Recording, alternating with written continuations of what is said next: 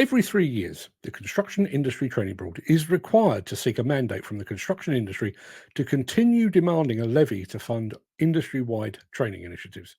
That means that every 3 years, the CITB produces a new set of proposals that are sufficiently ambitious and forward-thinking to hopefully gain some positive news headlines, but that are not so radical that anyone in the industry might actually read them a bit more closely and object. Every 3 years, the wider construction industry questions whether the CITB is fit for purpose. It questions why it has spent a stack of cash without putting a meaningful dent into a workforce shortfall that dates back decades. And then, at the 11th hour, the industry apparently settles for a better the devil you know approach, grants the CITB yet another reprieve, and lines itself up for 3 more years of this.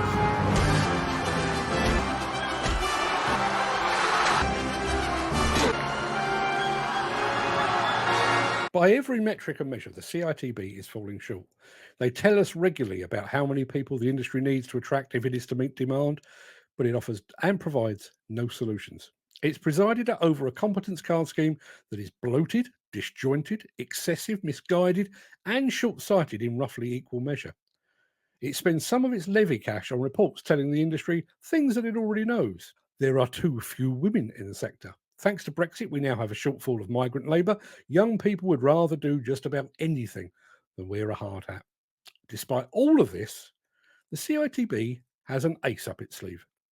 There is no viable alternative. If the industry miraculously voted to end the levy and disband the CITB, it would leave a void at a time when the sector can least afford it. We are decades into a skill shortage. While the CITB has done precious little to fix the issue, the absence of the CITB could make the situation a whole lot worse. The competence card scheme is a shambolic clusterfuck of the first order, but at least it's a managed shambolic clusterfuck. Can you imagine the chaos if the various training providers could act with impunity? Can you imagine the deluge of new cards? Can you imagine the cost? But surely the CITB can only ride its luck for so long. Surely the time will come when the industry finally says enough is enough. And if the CITB is looking for a precedent of that, allow me to offer this. A few years ago, the then Prime Minister Boris Johnson was presiding over a government every bit as shambolic as the CITB's handling of construction training. He and his cronies partied while more than 100,000 UK citizens died. PPE contracts were dished out to make those cronies rich, and the pledge of 40 new hospitals and high-speed rail networks proved to be a false promise and so much hot air. But Boris Johnson, like the CITB, had an ace up his sleeve. The guy sat opposite him in the House of Commons was supposedly unelectable. Fast forward to today.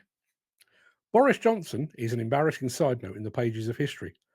The false promises and lies have been laid bare, and that unelectable guy, he's living in Boris Johnson's former house. He's sitting in his seat in the House of Commons. He is steering the country while Boris Johnson contents himself with writing the odd column for the Daily Telegraph.